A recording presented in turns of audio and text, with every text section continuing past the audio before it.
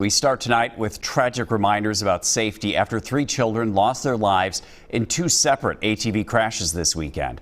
Last night we first told you about a crash in Washington County where 2 10-year-old girls lost their lives. Deputies and first responders were called to Afton after someone reported the girls trapped under an ATV. After finding the victims, the first responders attempted life-saving measures, but both children died at the scene. An investigation into what caused the crash is now underway. Just hours earlier, another crash, this time in Chisago County. This time, a 13-year-old boy had to be airlifted in critical condition. Today, we found out that the boy passed away. Our David Schumann spoke with his mother following a balloon release today in his honor. He joins us now live from the newsroom. David? It's just awful, Derek, what this family is experiencing. The boy had ridden his four-wheeler hundreds of times, always wore a helmet, taken the safety courses. So this serves as a tragic reminder of the inherent dangers of operating such large, heavy machines. To Mason! Mason! Mason! Fly high, grandson. A painful day for Mason Dominguez's family, friends, and community. His mother says she never thought in a million years she'd be releasing balloons, saying goodbye to her 13-year-old son. He was a very special kid. He was goofy. He was fun. When his friends were having a hard time, he would be there in a heartbeat. This is where the balloons were released because it was Mason's favorite spot to fish. His mom says he loved to go fishing as well as ride his snowmobile and his four-wheeler.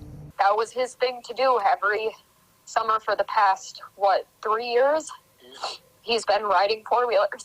Mason's mom says he took a corner too sharp Saturday in Lent Township in Chisago County and rolled the vehicle. He was airlifted to the hospital and later died. I've seen him up and down the road several times. Terry lives near where the crash happened, and with 3 children of his own who ride, this tragedy has unsettled him. All my kids grew up on this stuff, you know, four-wheelers, snowmobiles, very aware of what happened and how serious it is. Leaders in the sport say parents who let their kids ride need to impress upon them the risk involved. These are machines, and there is some inherent danger with operating them, and you've got to be aware of those. And anytime you're operating a machine, things can happen pretty quickly. The community has rallied just as quickly to the Dominguez side, a meaningful gesture to them in a time of great loss. You just never think that it's going to happen to you and your family.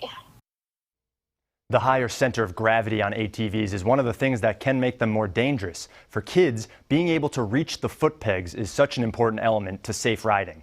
Now, David, that's part of making sure that the ATV is a good overall fit, right? What else goes into that? Well, reaching the handlebars while seated is, of course, crucial, as well as having airspace between the child and the seat when they're standing up on the footrests. And of course, practice makes perfect. Getting a feel for how wide the ATV is, where the wheels are when they're riding on off-road terrain. All right, my boys are 11 and 14, and they've been out on ATVs before. These are some important things for parents to think about. David, thank you.